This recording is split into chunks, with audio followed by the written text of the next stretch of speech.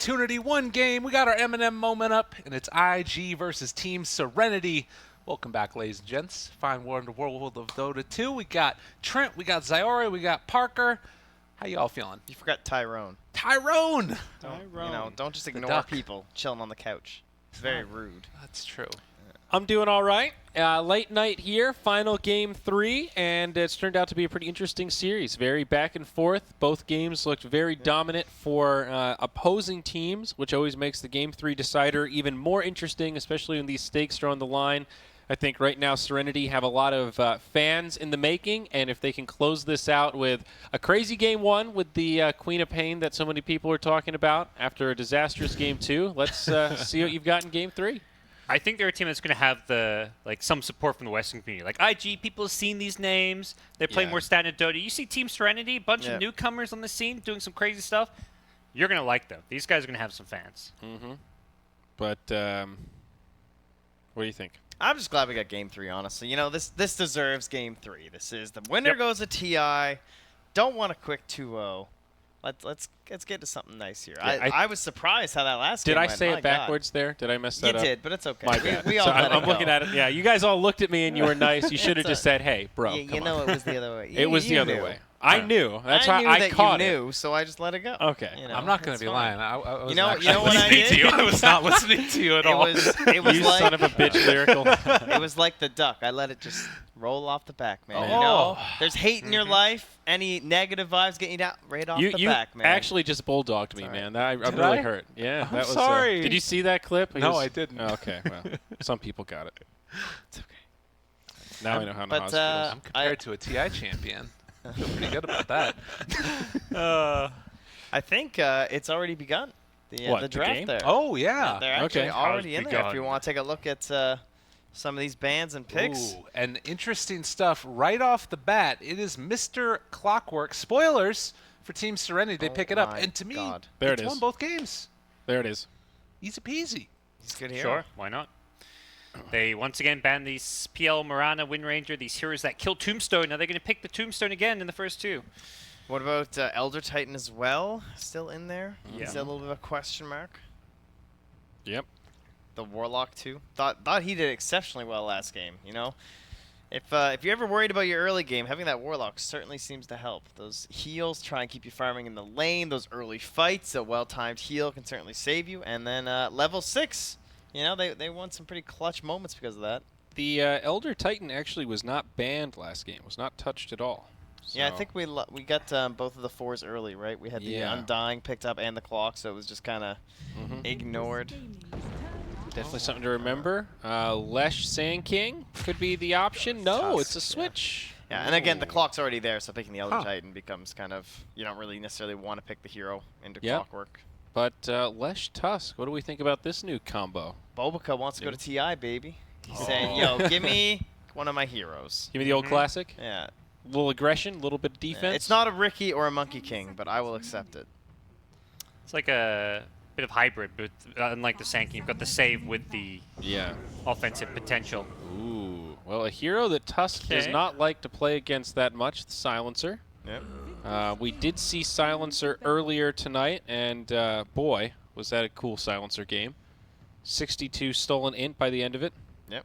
I'm trying to remember who actually played it, though. It was it Serenity? XCJ. Oh, you're right.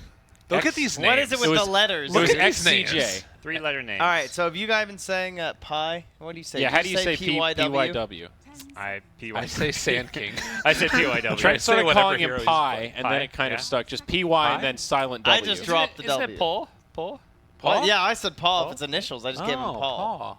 Paul? What? Paul works. It's not actually Paul, is it? No, I Paul? meant PAW, like an animal paw. Oh, like the Y is supposed to be an A? I How would you don't deduce think it that? is, yeah. I thought you meant like daddy, like paw, P-A. Pa? Yeah, Pa. Yeah. My Hey, pa? Pa, how you doing? He's No, the I drafter. don't what know we if he's picking Paul. here, Pa? Which one of them heroes am I going to play? No, I don't know. We'll I have to. don't think his voice sounds like We're that, going to though. That's need the to one phone thing. Jack in on Hey, this don't one. you go assuming. You That's don't know true. anything about these It's guys. probably just his initials, dude. I'm telling you. We're probably really Okay. overthinking it. That's a good call. But yeah, you're right. It was XCJ that played the silencer. It started as kind of a support silencer, and then by the end of it, he was clicking like a core. He was involved in that game was actually really impressive. He had the most assists and the lowest deaths in the entire game. That's So crazy. Pretty impressive. I think it's always been a thing in China. The 3 letters don't actually often stand for something. It's just like It's just a thing.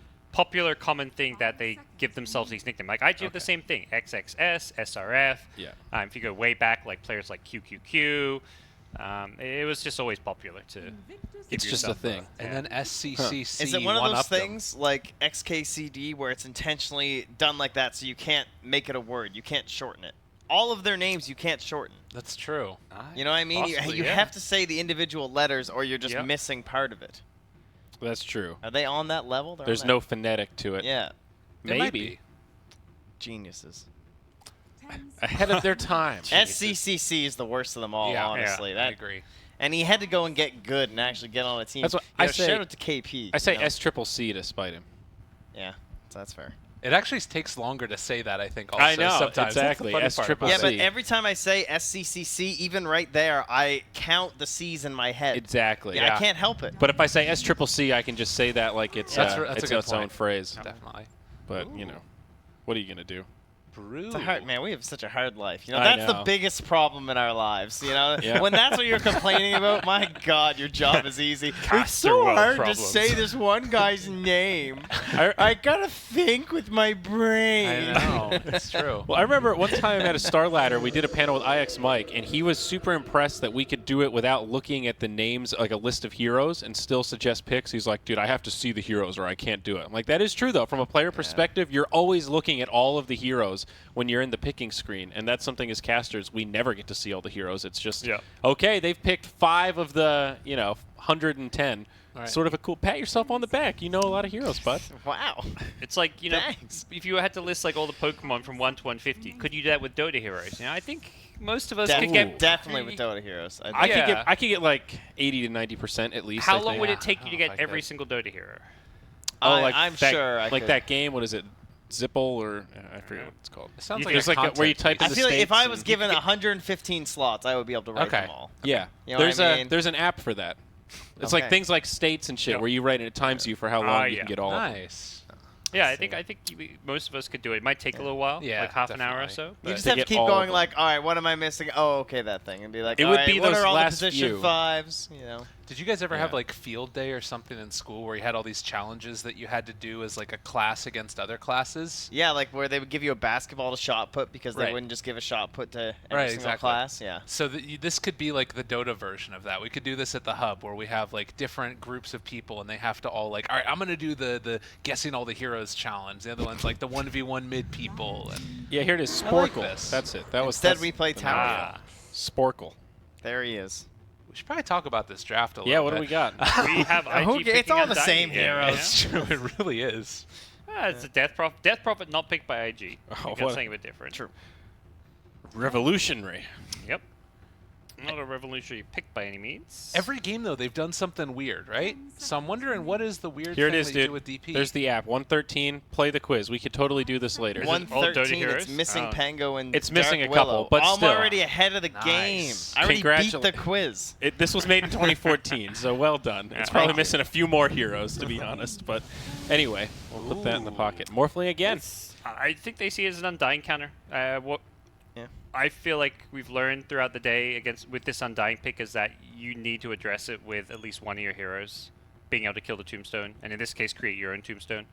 He's just such an incredible hero, too. Like, I feel like the good Morphling players just love this hero right now. You're 2 heroes during a team fight. That's insane. No one else has that. Yeah, the closest that you come is Rubik, and even that isn't really like exactly the same because you also have like the health juggling aspect of it too. Look at that respect to the Yeah. King, Queen of Pain. Wow. They know. They understand, yeah. They They're know. like, oh, they could use an Orchid Builder versus Leshrac Brewmaster, so... I mean, they could use a Blink Dag on 5 builder. Yeah, sorry. What was I thinking? My mistake. Blow up that Brewmaster before he ulties. Forget Yeah. Silence. That's too basic. Then it's just coming eventually. Why not just kill him? Wasn't the silencer thought of for a while as a brew counter? Yeah. Oh, yeah, sure. I mean, any kind of silence is pretty good against him. It forces him into an early BKB, which he usually has to get anyway, but it just makes those early ults. And then they pick That much DP after, harder. too, so he's just kind of, you know. He's And having it's a against a tough time. Clockwork, which is also widely considered to be a pretty decent Brewmaster counter, too, so. So they want an off laner here. Is it a position 3 clock, and we're looking for... Could be anything. Another That's probably what we've support? seen in multiple lanes. Clock. This is a tough call to pick, or a pick... Yeah, tough pick to call. It's a Pugna of all Okay. heroes. Again, it's Serenity. They like these like tricore lineups. They don't pick traditional offlaners. Okay. It's hard to fight into early if they want to do, like, some really heavy pusher now that's last for them, you know, like that DK or something. They feel a little squishy on the side of Serenity. I mean, they'll scale well, but Clockwork is kind of their big tanky frontliner. It's also like how much actual damage is there on IG side to take advantage of that. This last pick, It's a Luna. does it kind of changes it? That's some pretty good 5-man. They've got the right clicks this time. Lesh mid against Clockwork sounds scary to me. I think this plays around the Undying better than what they had last game. Anyone else agree I with would that? agree, yeah. The Brewmaster, the team fight, it forces these towers. I think the big problem last game was they never got going. They lost the early game really hard. This game, Yeah. they just picked stronger lanes. Like Brewmaster, Tusk, Luna, Undying, all these heroes kind of enable each other, and then you throw a Leshrac on top of that. The way I see it, though, is, like, when Luna's at her peak, will the rest of the team be ready? Like, when the rest of the team peaks, where's Luna at that point? I feel like she's not quite ready. Possibly. Personally. I think And, it kind of depends Like, on... she still wants a little more farm at that moment. And they have to face a Luna, because Morphling could be a Luna And then too. when I look at Team Serenity, I'm like, are they ready for, like, let's say they try and bring Luna in, like, a bit too early, maybe before she has, like, a bunch of items and stuff. I feel like Serenity are in a decent spot during those engagements if they wanted to, like, push this to a faster game. So I see it getting delayed out a little bit, and then Morph having okay time. Are they actually going to be able to shut down the Morphling? Are they really going to be able to pressure him enough that it doesn't feel like he just outscales this whole game? I'm not convinced. He doesn't have the Warlock this time, and that's a pretty big deal. Yep. Yeah. Up against Drunken Haze can be kind of annoying, but True. I don't think Brewmaster Tusk is the scariest of dual lanes, but it's not going to be as easy as last game. Okay. Well, what do we think, boys? Predictions? We've got odds. They're pretty I, close, so not much I think help. I like the old Morphling draft. I think we have to go for Serenity? You think Yeah. Serenity's going to TI? I think they're going to ruin my compendium. As much as Me too. I'd love to disagree with you, I think I'm in the Serenity camp too. All right. But Well, what certainly, it should be a good game. I think it can go either way. What do you guys think? I'm genuinely curious. I'm going Serenity. Are we split? Or are we all in I'm agreement? leaning slightly Serenity. I think the momentum, they just looked so good last game with the Morphling. They've just played so fast paced. And I just, that feeling in my gut. Okay. There we go. Okay. Thank you so much. Our wonderful, wonderful panel. And we are going to hop into this one. Again, one game going to TI. Is it IG? Is it Team Serenity? The next, well, maybe, what do you want to say time-wise? 20 to an hour will tell us that? Oh, yeah, we've seen a 75-minute game today already in China, so who knows? 2 hours, let's go. Hey. You know, we want to see a sunrise here while we're casting some Dota. Oh, yeah. We'll We don't open get the to see it, curtains though. yeah, there's curtains there. Maybe we'll have to open them up, but should be a good one. It's so hard to predict these games with Serenity because they run such unconventional drafts. They're not picking like a traditional offlaner. They've had Xingqiu play a 3-position Queen of Pain. They've had him play a Pugna here, and last game he was the what was he on then? He was Not a on weird hero. the Lesh, but he did the weird Lesh, build. that's right. Yeah, he went a Bloodstone Lesh, which is standard and all, but he's playing like the 3 position. So He also went like Aquila Buckler with it too, which was the other cool part of it. So, all kinds of fun, quirky stuff coming out of this team. But it's ZZZ on Morphling you've got to look out for this game. He's the guy you want to shut down if you're IG. He's the guy that ruined your game number 2. And once again, he's going to have a Tombstone at his disposal to steal. Difference from IG is it looks like they're going to full-on tri-lane him this game around to try and give him a much rougher start. I think this is an okay idea. I still worry because it feels like you're jeopardizing perhaps your other 2 lanes if you're not careful. They really want to get this kill at level 1. They know he's going to be switching over to Agiform, but they might have just walked with Envision. They do see the Luna now, so it's just going to be pressure. He instantly gets some strength back up. Will not be getting any last hits here. They're going to be able to get majority of these last hits and denied. Problem is the range creep on the Dire side did die, so this wave is going to push out and get to the Morphling's tower. Absolutely. Even a Radiant Glyph being used, that's going to push this out even more. I think they actually want to build up this double creep wave, and then they're going to go for like some kind of a tower dive. Problem is, Clockwork already showing up here. Tri-lane versus Tri-lane, let's go. Arcane Curse against 3 heroes, also very good. It does feel like this is going to be a fun little 3v3 battle. Decay, fantastic in Tri-v-Tri. Arcane Curse, fantastic. Cog's very good. So is Luna Blessing. This is like 2 very strong Tri-lanes. Only the Morphling is like the weak Tri-lane hero here. This is going to be scary. And again, maybe he can bait things out as well by switching over Strength Form, but it's really hard to do that early on when it's such a slow movement over to the side. They're getting a good amount of denies. And Cogs. 24 strength stolen for Undying, but he can't really get in to take advantage of this 100 plus right-click damage. It is helping him get denies, but right now it is going to be things settling down here. No full-on aggression just yet from the 2 teams. I really like the decision from Pod. Head on up here. I'm going to call him that from now on. And just try and see if he can maybe get a pull off as well. Would be nifty if they can make it happen. And in the meantime, IG going to go over and contest almost immediately. Yeah, this is what you want to do in these 3v3-esque lanes is get pulls going. But Baboka, with a ward here, sees it happening and wants to contest it. Oh, nice play there with the shards to block it off. And in the meantime, Q is just going to punch away at the Morphling here. Yeah, that's a great play. You know that their goal in a tri-lane versus tri-lane is going to be to deny you farm and XP by pulling. And if you can stop that from happening, you're in a great position. And Morphling not getting any farm as a result.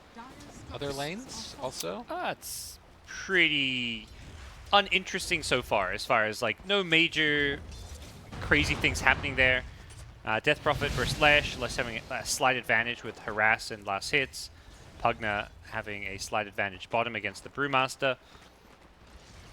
We'll see how things develop there. I don't think we'll see any, perhaps like some kill potential in the mid lane, but probably nothing crazy happening unless there's some misplays. Okay. Well, and the Clockwork here trying to contest for this pull as well, though they are going to be able to get the Wildwing Ripper over to it. That side pull, that's going to get the wave further back. Dire Wave got the small pull, but experience-wise, just now hitting level 2 on Clockwork. Meanwhile, IG, level 2.5 on a lot of their heroes in their trial lane, so they're going to be getting perhaps a fast level 3 here. And maybe you can as well see Serenity try and farm up this camp while it's happening, because they're going to have access to this large creep. Snowball forward here on to the Silencer. Arcane Curse on to 3, still taking some damage there, and First Blood going to be drawn. Meanwhile, Morphling does still hold on to Waveform. It's going to be a little bit of damage traded over and Waveform to the high ground. Baboka's just baiting him there. The Tusk had 7 sick charges. He almost wants them to go into him. And this is a tri-lane versus tri-lane where lots of spells are being spammed, so having Magic Stick is king, and all 3 IG heroes have it. 7 charges on a couple, 4 charges on Luna.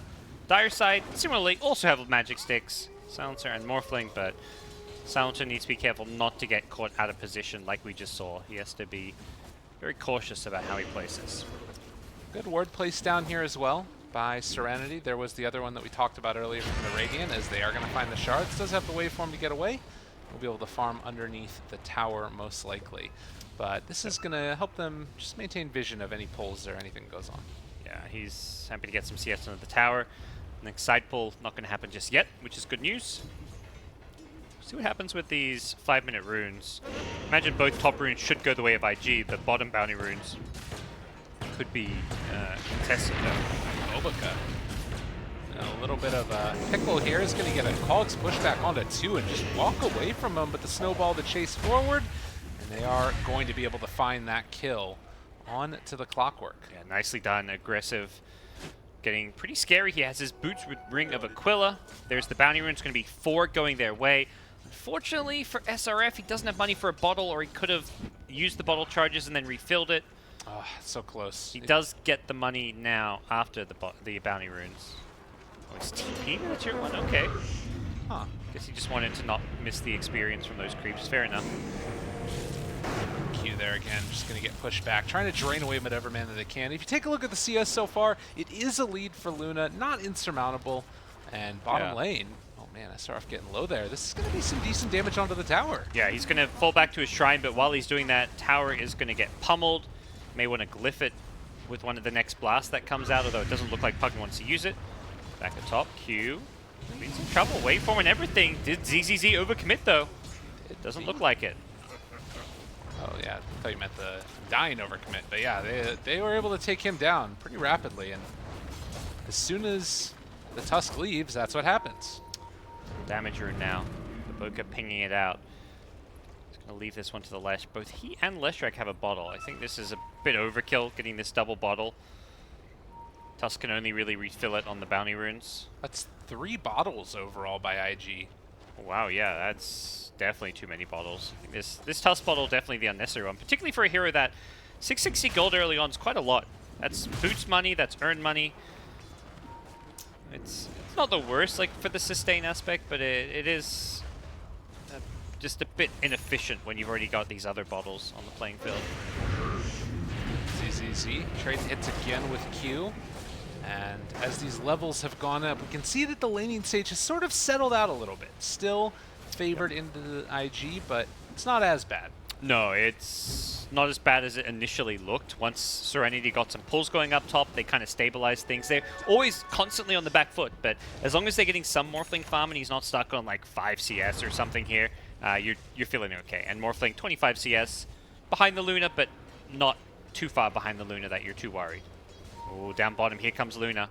Yeah, this is a good rotation, but Q also trying to Can't run. TP. Does end up popping the split for this even. That seems a little excessive. Yeah, that was honestly not needed. But, well, making sure they get the tower deny. I love that rotation from Aggressive. It was just so good knowing that he needed to get there to stop the tower from going down, and also it's a big kill to get. Pugnus having a free farm lane. He's about to push a tower. Go and stop that from happening. Are they going to take top here as well? They've got Exorcism. Oh no, they're not going to go for it. They want to defend mid. Or cancel? Cancel, yeah, that's it. I think you look to trade tier 1s here. I mean, it's not even a trade. Aggressive has got no chance of pushing this bottom tier 1. Xingqiu is potentially get this kill. He just used the Lucent Beam. It's going to be, okay, not too close. 160 health, still survives through it. But again, you see up here top, they use the Exorcism with the rotation in from ZYD, and they're probably going to take this tower. It's getting low very quickly. Exorcism still with a healthy duration left, and we'll see if get the last hit. No denies coming in. Morphling even getting the last hit. Perfect outcome for Team Serenity. So far, so good for them. And yeah. is this, I mean, last game it was very clear. Morphling gets farmed, game is over. Do you feel like it's that same type of situation as we see down bottom? Yet again, they found Aggressive and running away. They do have another blast there. They're going to be able to find not quite on the mark for Aggressive, and he does reveal himself with that so close there. to level 6. Oh, they turn it around instead, trying to take down the Tusk. This Pugna is a menace. He doesn't get any kills there, but he just 1v2s, forces 2 heroes to TP Fountain. He's going to be very happy with that outcome. The raindrops just helping give him that extra bit of survivability. He is causing problems. This just seems like his playstyle. Go into these side lanes completely alone and just push it and really push it to the limit. And he creates so much space for his team while getting a lot of farm for himself. Just relying upon those outplays, and God, if you look at that mana pool, it's almost like he doesn't need to go back to base. 1,300 at this point, taking the Magic Wand, he's got the Robe of the Magi, Arcane Boots, gonna go for an Aether Lens on top of that. Yeah, he's gonna be tricky to deal with this game. Oh, in the jungle? He's trying to go on a little warding mission, runs into 2 heroes. Unfortunate. Perhaps a value smoke there just to get those wards down, but ultimately not gonna be too big of a death. Does happen around the bounty runes. Yes, and gonna run into more there. Yeah. TP rotations coming in. They are not gonna be able to contest the bottom rune, unfortunately. Throw out one more Arcane Curse for good measure there, and I'll head back now to their respective locations on the map. I like seeing this Q getting a little bit of alone time as an Undying, although again, it is a hero that sometimes falls off a little bit. But the thing I was wondering is that last game was very clear. Morphling gets farmed, game over. This game, do you feel like it's as clear cut? Not that simple, but it is obviously if Morphling has a good game, he is going to be able to outcarry the Luna, I would say. But the 5-man from IG can be pretty scary.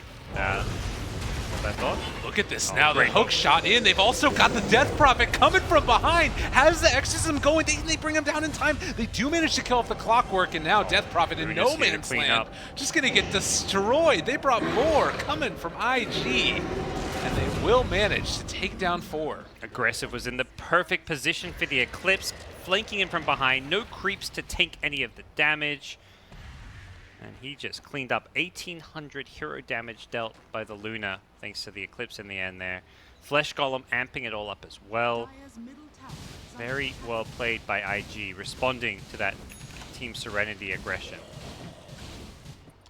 Well, 11 minutes in now, and the first exorcism, very beneficial. The second one hurt a lot. Yeah. It's going to be about 1,000 gold lead. A big change, almost 2,000 gold. I don't know how much that sets them back, but it definitely feels like IG's happier. They're kind of playing with limited vision. Because IG got their wards down first, we're seeing this Clockwork really struggle to move out on the map to get his own vision. He's always getting scouted wherever he goes. It's that kind of first mover's advantage where just getting vision before your opponents is going to give you a big edge. So it really feels like they need to maybe use some smokes or something to get that out, but right now, XCJ on the Silencer is just looking to hit his level 6, get Global Silence, because if they had a Global Silencer, that could have been a very, very different fight outcome. Yeah, and again, just like feeling as if that Invis rune was almost a bait in a certain way.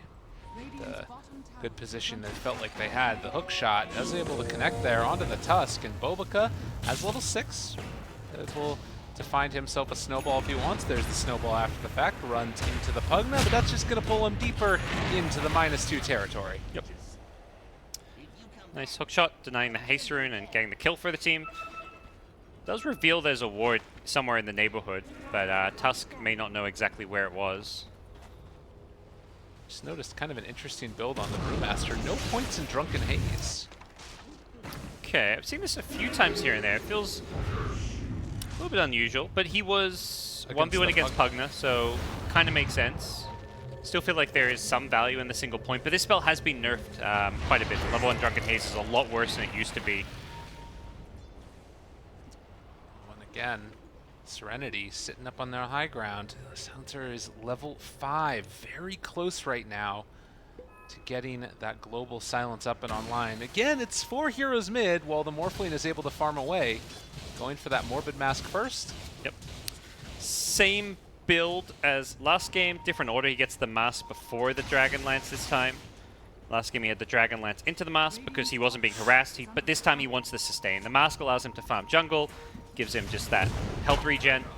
They can play around Global Silence with a hookshot. They want to fight this. Able to get it right on time, and they do still have the Bruce Bow, which they're going to use now. The Silence is still there onto the Tusk. He is going to die, but XGJ running away. A tombstone, tomb on tomb. They're able to make that one work. They're trying to blow through it as quickly as possible, but they're losing it rapidly. PYW getting away from them for the moment. The jump forward. ZZZ going crazy right now. A very low agi, but Q, they end up losing him. Aggressive. He blows him up. Made the play. He will pay for it. Yeah, that's still a heavy defeat for IG. Great team fight. Morphling showing up with a tombstone. This is a great part about Morphling against Undying. You don't just have to sit back and farm. The second these 5v5 team fights break out, you have Undying's best spell at your disposal. And we saw there, that tombstone just destroyed IG.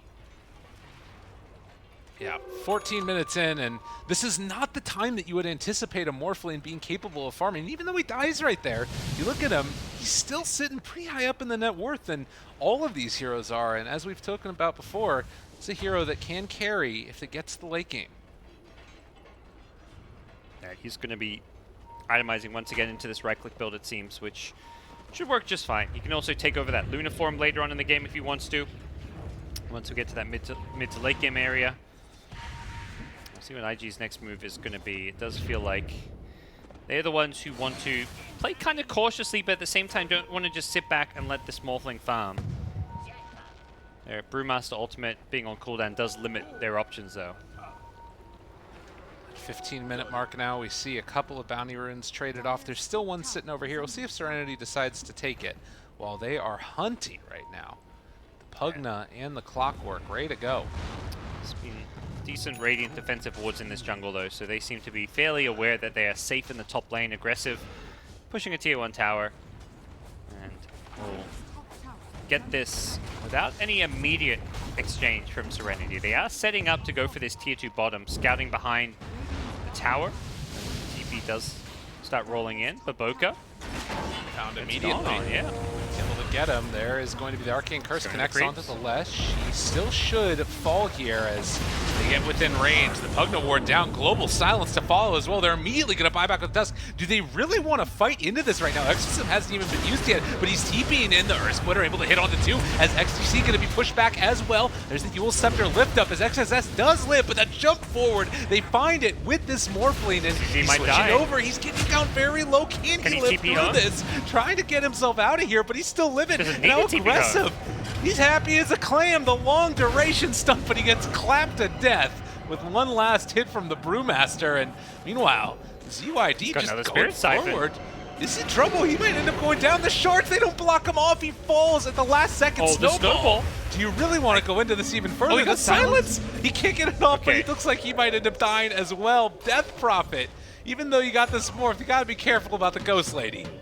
I don't know if that's worth it in the end, giving ZYD a triple kill, getting the full team wipe. That definitely is a huge confidence booster for Team Serenity, who just win a massive team fight underneath the Tier 2 tower. They take the tower as well, and all of a sudden, this game just gets blown wide open in Team Serenity's favor. They don't come out massively ahead in gold from that team fight, but it still looked very, very good for them. Yeah, I'm not sure.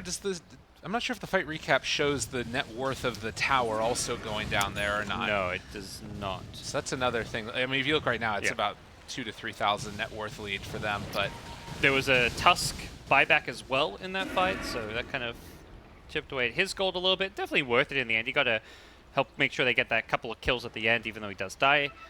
But very good result. The big thing there, Serenity didn't actually have morph at the start of that fight. If they did, he could have morphed into that Undying, got on the Tombstone very early on, but it was on cooldown at the start of the fight. So it did not have options to play around that, but we'll have that for the next fight that is going to be coming Serenity's way. oh, and yet again, the Bash brothers looking for an opening here, but the gank squad will not connect this time around. I like the Clockwork build going for this Hood early on. Might decide to upgrade that to a pipe later. It's a pretty value pipe game against Leshrac as well as the Luna Eclipse. Definitely feel like it's a good idea. I think it's also just because like you have this Pugna that wants to go for damage. You need somebody else to pick that up in this game. Although it looks like he's going to be going Blade Mail next instead. There's a hook shot at mid, but it didn't land. Looking for the Undying, who isn't feeling like he's having the best time. We've seen a couple games now, Q, against this Morphling. This feels like he can't keep his tomb alive, and he's giving away the tomb. Something you just can't really avoid with that Morph cast range. Bobica does have a haster in here. Since picking up the triple kill, ZYD now going back for the BKB after Eul Scepter, and already has the Ogre Axe. It's going to become a game of BKBs for both sides. Leshrac, Luna, Brew, the 3 Radiant Cores have it queued up on the Dire side. Morphling even has it queued up after his Yasha, so Radiant needing it entirely because of the silence of Pugna. Very annoying heroes to verse if you don't have a BKB. The Dire side is magic damage all over the place, so these BKBs are just going to allow you to hold your ground. So the question kind of becomes who gets the better of these BKBs? If everyone's popping BKBs, who does damage through BKBs, who has disable through it? And it does feel like Morphling is going to be the scariest hero in these BKB battles because of this right-click build. And now the call comes out to head through the jungle. Meanwhile, you have DP who's moving down the mid lane. They could try to connect together after possibly finding a pick-off and push for this Tier 2 tower. Again, a very strong teamfight lineup. Yep. The Dire Observer Ward doesn't quite scout the Undying. Well, IG, if they're considering a smoke of their own, this just feels like a timing where they do not want to fight. Well, Clockwork was going for that high ground ward, but his smoke popped there, so got forced to back off. And you see the Radiant Vision right now. They don't see much in this area, but they do see that nobody is coming up top to defend against ZRF. So they're playing it as safe as can be right now. SRF just keeping this lane pushed out. I like what he's doing here. He is going to have to TP back now, it looks like. He doesn't feel safe there anymore, and also feels like his team may need him for this mid-fight. But Tier 2 tower already going down. Nothing IG can do about that. I really like this ward that was placed by the Lesh as well. It spotted a couple of heroes in the area, so they know Career. they're over there. But Boca snipes it.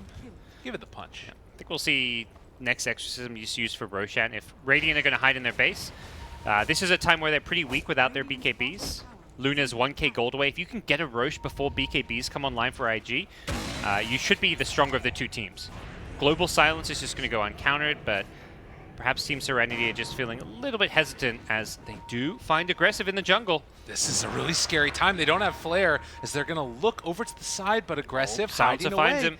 They got him here as well. The pings come out. They've got vision. The global is there. And immediately, this Luna is going to die. They're looking for more as well. Chasing down another. XSS, nowhere left to go. He's gone.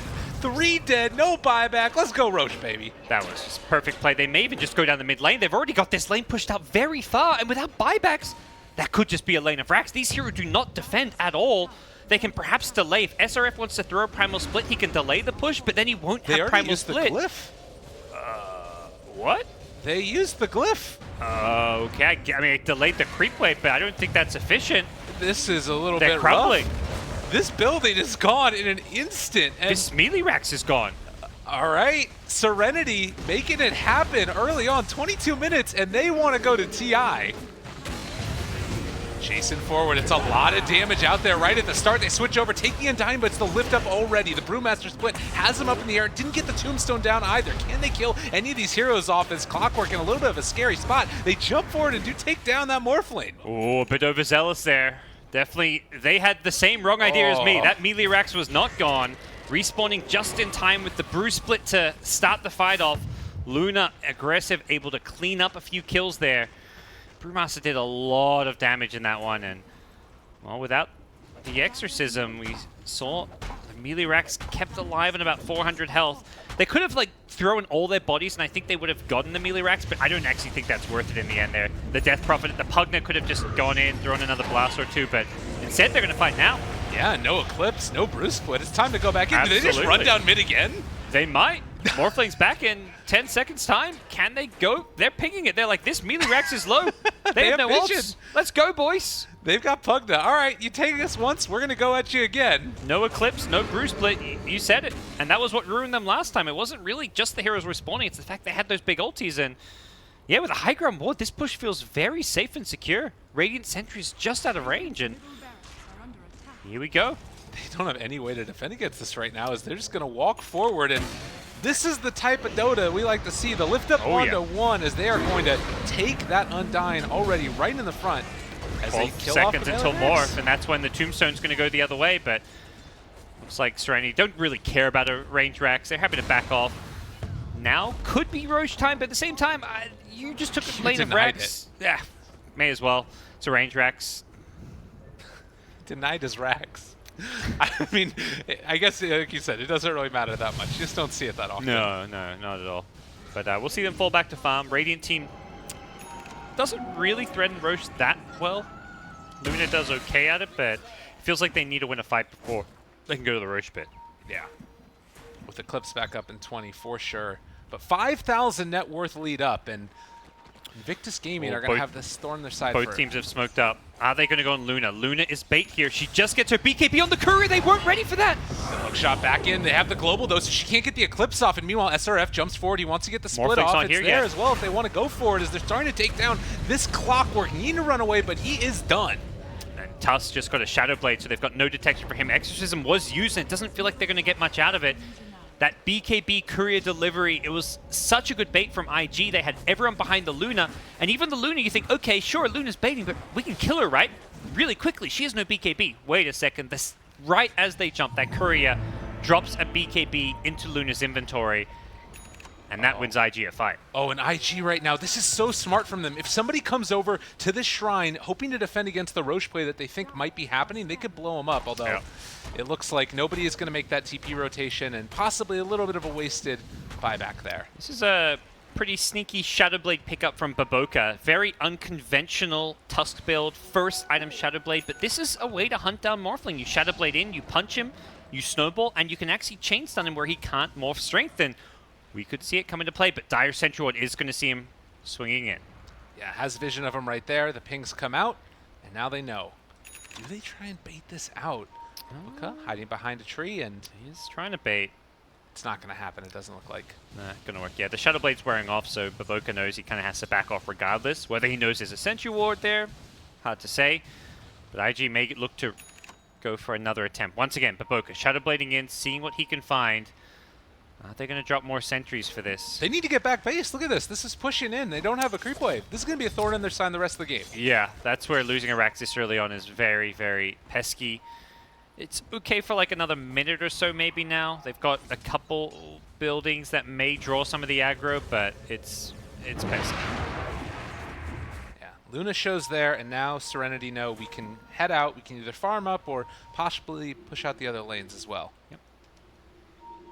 Well, they need to keep making sure they stay near this Roshan. Baboka picks up an invis. Backs off. I'm faking the hook if he wants to go for it there. They jump forward. This is a little bit crazy. The BKB comes out as well as Morphling is starting to lay into SRF. They're going to take down the Tombstone right at the start of this, and this is not a fight anymore for IG. The hook shot, they chase it forward. They have the global as well. They got him caught. Can they kill him off in time? They're going to end up turning this back around. They have the Tombstone down for the Dire. That's not the way that you want this fight to go for IG. And they are going to get away, though. So Yeah, they do manage to escape. They don't get any of those big kills. Will they attempt Roshan? The DP's just thrown up in the air. Great Cyclone from the Brewmaster. And they are going to try and finish off Roshan, but Exorcism hasn't got that much duration left on it. This feels, way too risky. They've got to back off, and IG are just kiting them. They're forcing out these Exorcisms. They're just disengaging. Luna did throw an Eclipse there, so it's ultis on both sides. It's not just an Exorcism, but Exorcism is kind of the most important one in some ways, even if both teams do have these long cooldown ultis. And slowly, this Luna continues to farm up. Currently has the BKB, Dragonlance, and going towards that Scotty. We've seen how quickly Luna can take a base if you happen to win a fight in a good position. So this is something Serenity are going to need to be wary of. Of course, 28 minutes in now. Still a little bit unclear what the goal is at this point for Team Serenity. They really want this Roche. I think are kind of conflicted between just walking into the Roche pit with Exorcism and trying to take it versus getting a kill or two and then going Roche. And they've kind of gone back and forth between the two ideas. We saw there they tried to fight before. Nice guess with the hook. Doesn't guess right, unfortunately. But I think they could have at some point, before the BKBs come up, just walked into the Roche and taken it. It's kind of too late for that, so now they're kind of like, well, can we just walk into Roche? Maybe not. It's a bit risky, you know? Fighting around the pit against a Brew Split or against Eclipse, against these BKB heroes is not the easiest thing in the world. Shards a little bit off the mark there. Pugna very speedy with this Boots of Travel build. Yep. He's going for his Dagons again. Zing Q. He knows the what he man. likes. Yep. I mean, if we're comparing this team to Wings with their playstyle and unique stuff, he is the Faith Bian of this team. With his unique hero pool, his unique builds, he's adding a very creative flair to Team Serenity. Baboka going to walk up here towards the top lane. They had to TP heroes back to the base to deal with the push that was coming in, but now... This was the walk into Roche, and they just walked straight in. This was kind of a Roche sneak because they're showing heroes elsewhere on the map, and those heroes may not even get hunted down. Pugna's juking in the trees. Uh-oh, walks back in, though. Yeah, they spotted out the Undying who popped his Flesh Golem. And now, they're chasing forward for this. They got eyes on him. He is going to go down. Morphling want to take the Tombstone? No, he wants to hold on to his Morph. It would have expired fairly fast, so I don't think he feels like he would have had the Tombstone for the high ground push there. Rather hold on to the cooldown. Baboka here, he's going to wait until the creep wave gets over to this side, and then he's going to try and go for cutting it. But the problem is that you do have this other creep wave that's coming forward, and it's really hard to try and clear through this wave. Even if you do, their backdoor protection's still going to be disabled. They're going to glyph now, and we'll see if they can defend this push. Morphling gets chipped pretty low. Damage starting to rack up as well as the tower is falling, and guess what? They also have creeps in mid, so even if they kill off that other one, it almost doesn't matter. SRF jumps forward. There's going to be the split already at the start. They're trying to burn through these to lift up on a DP, but she's kind of fine with this. Clockwork getting pretty low here. Some trouble. There's a hook shot. They won't get a chance to use it. They do go down there. The rest of them backing out, and with the split down, Baboka, can he interrupt this? Walrus punches the wrong target. Okay, they turn around with the global. They get out with some, and now it looks like ZYD trying to TP, not gonna happen. The physical damage was just enough to bring him down. IG keeping their hopes alive. This gold swing is going very much in their favor over the last kind of 5 minutes or so. Even with Aegis picked up by the Serenity side, they've held on, they've maintained a good level of farm on Luna. 6k gold, bites the full Skadi. Things not over just yet. This Serenity team, we're kind of starting to see a fall off of some of these heroes. The BKBs making it a lot harder for Pugna to have an impact on team fights. Silencer with the global, it's very easy just to BKB out of that if you need to. And the end result is this game, it's going to go kind of a lot later. The other thing about this is Q is building towards that Spirit Vessel. You look at that on Morphling, things start to get really scary for him. No longer the free escape that we've been seeing before. But he does have an Aegis. Yeah, and that's where taking just a tier 3 tower with that exorcism was fine for Serenity. It was just a matter of getting out. If DP successfully TPs, you walk away happy, and you know that you can go for another push with next exorcism. They may do that anyways. 30 seconds, DP's going to be respawning. They can group up top. Racks are exposed. They've already taken mid, so there's a lot of pressure going IG's way through mid and now top lane. How are they going to look to deal with this and defend? That's going to be the big question. And of course, IG need to get the split push going, but with Clockwork sort of off the map and playing constantly a threat, need to be very careful. He actually has his blade mail done. That is a lot of value in this game with Glaives, with Leshrac. Looks like Serenity pretended to be pushing top. They left some illusions there, so it may be obvious when no heroes are revealing themselves, but they're going to smoke straight into the jungle and straight into poor Q, who's just trying to finish his Spirit Vessel. Instead, actually a different kill. Perhaps a bigger kill, in fact.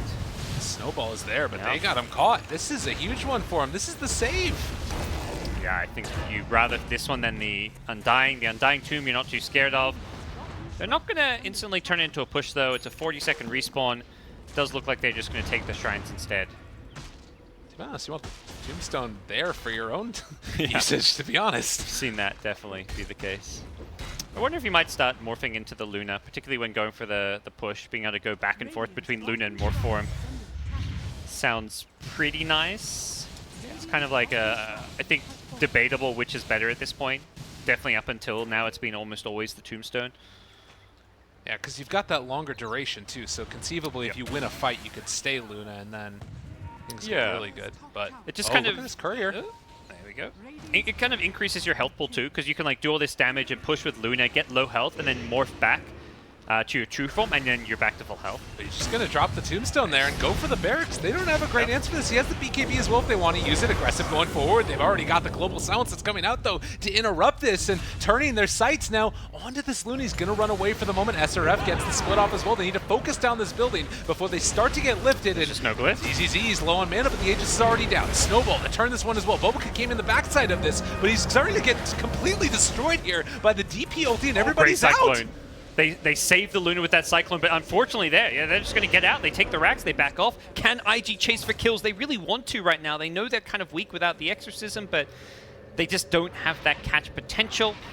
With Tuss dead, he really is their only catch, and Tuss dies, and suddenly they are limited in options as that puts Serenity up now. 4 racks, just 2 remaining to get the Mega Creeps. That might not even be GG, I have a feeling. IG definitely a team that's going to want to hang on till the bitter end. They've got a Luna, they've got some kind of lane pushing potential even against Mega Creeps, but they're going to start losing every Bounty Rune, every Roshan. We're going to start seeing Cheese, Aegis, Refresher Shards on the dire side as this game goes on because of the multi-lane advantage. To be honest, though, you look at the buyback status right now, and on several of these key heroes, they don't have it. Morphling just bought out for his Skadi. The Pugna keeps on upgrading his Dagon and not having buyback. You know, some of these things that other teams might be a little bit more conservative about, we're seeing the very open from Team Serenity with it, although there's a DD bottom also. Yeah, there is. I'd like to see him buy a bottle. I think these runes are just so much more powerful when you have a bottle. You get to use them during a team fight. Maybe eyeing off his buyback right now, but he could have just get his teammate even to pull him a bottle. Just be like, hey, where's my support? I need a bottle. Mr. Silencer, hit us up. One of the few ways you can kind of pull items in gold. We've seen teams do it with like sentry wards to their carries, but you can do it with bottles as well. And these late game bottles for a DD Morphling, so stat based, he gets extra value from a double damage rune. Well, and 36 minutes in now as Serenity are completely controlling at least this section of the map. We're seeing IG still get out there pretty effectively into the dire jungle, blocking off camps where they can, gain vision wherever possible, but bottom lane there's a push coming. Exorcism is back online, and they are ready to actually force things here. I love to see this. Glyph is ready this time. And they're just going to start chipping away buildings, looking to brute force it. There's the split that comes out right at the start, and they are going to try and force back one. It's still a lot of damage onto these Brewlings. They need to be a little bit careful as... Tusk is coming in from behind. They see him, though. Oh, they got eyes on him, able to isolate him and force him away right now with the rest of the heroes. So team fight kind of split off to two different sections, and Tusk still getting away. They missed that hook shot. Oh, they see him now. Snowball. He looks mighty dead. Yeah, 26 in already for the Silencer with Tusk dead. But Exorcism wearing off. He's going to go back to the DP. We'll see if they still go for this push. Jump forward, trying to force them out. Can they do it? The Global comes out again, and now they're starting to burn through the Blade Mill. Aggressive is dropping incredibly low. They're taking him down. CCZ is taking them down one by one. Bobaca's there as well. Q is taking a ton of damage. They drop the Tombstone for themselves. And with everybody falling, can they kill off any of these other heroes? ZRF, no life left.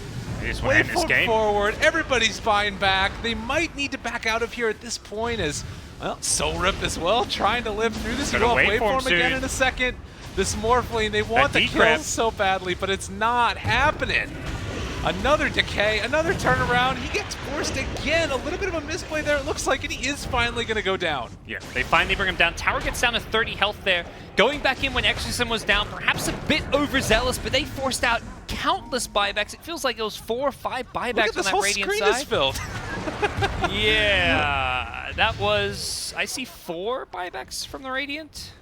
Everyone except Undying buys back. On the Dire side, it was 2 or 3 buybacks. Pugna, as well as Silencer. Everybody loses gold. Yeah, everyone loses gold. Minus 700, minus 1200 in terms of team gold changes, but big wins for Team Serenity. The key thing is their carries both have buybacks. So Morphling isn't going to be forced to use his, but Radiant getting Roshan could amend that. Unfortunately for them, it's a long Roche respawn. No luck here as they were desperately hoping for an Aegis cheese in their hands, but without it, this game gets a whole lot more difficult because both Morph and Pugna are going to be allowed to just respawn and push things out. Morph should not need to use a buyback here. 25 seconds, his team can buy enough time for him. Drop some cogs in the lane. Even if you lose like a tier 3 tower here, it's not worth using this buyback. 15 seconds, plenty of time for Team Serenity to delay this one out, even with Glyph still in hand. They do have the Exorcism still if they need to fight within their base aggressive. They're going into a fortification right now. Pops a Glyph as he Mask of Madness, slow down the push.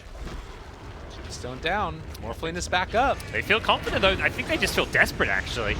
Morphling. Oh, hook shot onto 2. They got him caught, the 4-step away, the Global to follow. And the Pony is going to be Morphling forced in the back. air though.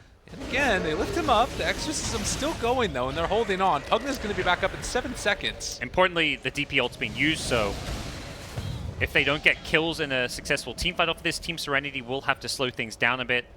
Boca just going to TP out from the trees as both teams will disengage. Long waveform. SRF is caught out here. He's dead. Yep. No escape for him as, oh my, of course. DD spawning 8 as seconds. Roche. Well, they're pinging it. They should know it's a max, pretty much a max respawn. They're just going to camp it out. I think it's literally on the dot for the max respawn, so they should be able to get it.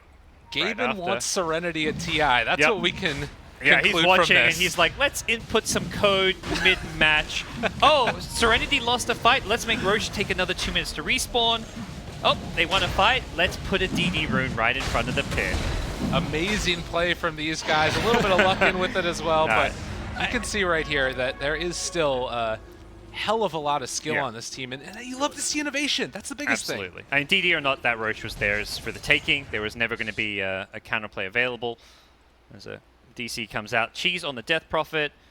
Things looking very hard for IG to defend their last lane of racks now. Their glyph is still up, I believe. They didn't use it during that last fight, but even so, they've got to find some way to actually win this fight, and that is the real tricky thing here.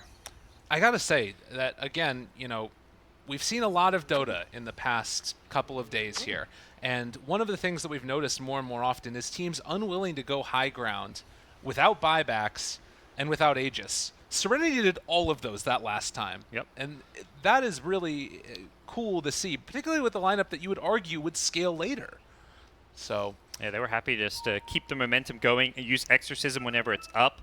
I feel like a sign of a good team that knows how to play around Death Prophet is a team that's using, 6, 7, 8 ultis in the first 30 minutes. There are so many teams that just wait for that perfect moment and, wait. It's always this discussion oh no, let's not go push it. I want to finish this item. No, this team, Serenity's, just anytime DP ults up, they're finding a fight. They're finding a tower. They're very proactive with everything they do.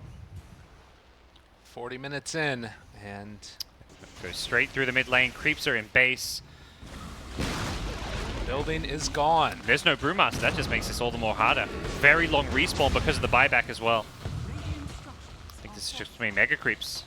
So hard to deal with, and as you mentioned, they might not necessarily GG out after that. They're going to play through to the bitter end. That is a dead zombie man, as the second tombstone is going to fall. They chase for it for more. Dagon there onto the left track. They're trying to isolate and kill off this Pugna, but the bigger fish to fry are there, as that is a dead Luna. Yep. No buyback. Pack your coat, Serenity. You're going to Canada. Holy cow. This team coming out of nowhere. The open qualifiers. Every year it feels like there's some team from China in the open qualifiers who just will catch people by surprise. We had CDEC in the past. We've had countless surprise stories come out of this region, and it's just, not the team you would have expected. Even last year, LFI wasn't a team I think ranked as one of the top Chinese teams going to TI, managed to finish in 3rd place. And this year we have a surprise victor in Team Serenity. The team Good that stuff. built Blink Dagger Dagon on the Queen of Pain is going to I mean, TI. they lose that ladies and game, but gents. It's happening. you can lose a game like that and bounce back, take game 2 and game 3. They were down against an experienced veteran IG Yes. team. This is a team where players who won DAC championships, Aggressive, Baboka, XXS, these guys were on that team, as was Q. But the youngsters, they've done it. It's been a long time coming. Very, very, very impressive stuff. I can't wait to see them there, certainly. And as far as IG go, the rest of the qualifiers, I still feel like they got a really good chance. I don't know if I would say that they were exposed here, but I think that they ran the same play style over and over again. It worked, it worked, it worked. This time it didn't. Maybe we need to see some more innovation from them. Teams, you see this Undying, counter it. Have heroes that can either kill the tomb or, better yet, make your own tomb. The Morphling counter pick working 2 games in a row. And it's weird to think, you don't want to pick a core normally to counter a support, but it's not just countering it, it's giving yourself a 6th hero, because Undying's one big spell in teamfights is a Tombstone. So suddenly these fights become like a 6v4, because Tombstone dies on one side and suddenly appears on the other, and it's well, how do you actually win a fight into that? So great drafting and great tactics coming out from Team Serenity. All right. Well, ladies and gentlemen, that's going to do it, I believe, for our coverage of the China qualifiers as well. I think we're going to over CIS soon. CIS Dota, Team Spirit versus Espada. I think that's happening right now on Beyond the Summit 2. It should be brought over into BTS 1 very shortly as well. But just keep staying tuned, guys. We got so much Dota that's coming up. It's a great grand old time. Have a nice little break, and we'll see you all in a bit for our next round, CIS Dota 2.